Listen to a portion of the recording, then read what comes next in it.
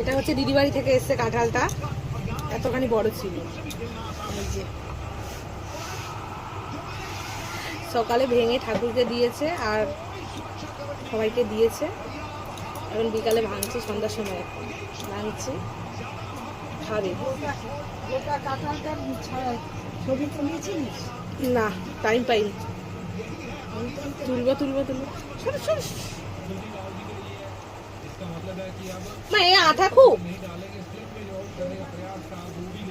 বাবা, যা বড়, কিভাবে ভাঙবো সেটাই বুঝতে পারছি। কাটবো কি করে?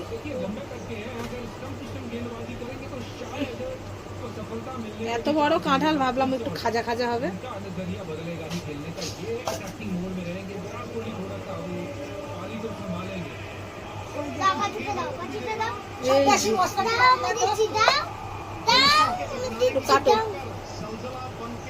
আঠা নেই কিন্তু বেশি, বেশি কেটো না, আবার খাওয়ার লোক নেই।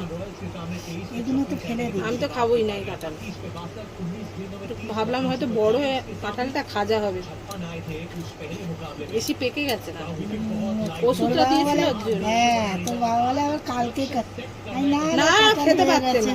দানাগুলো খাওয়া যাবে রান্না করে। আর কাউকে দেবে নাকি সন্ধ্যাবেলা? বিক্রমদের খাবে?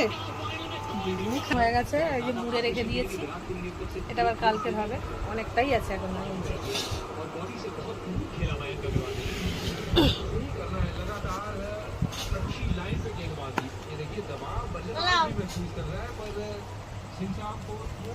এখন এটা ছাড়িয়ে দেবো, সবাই খাবে।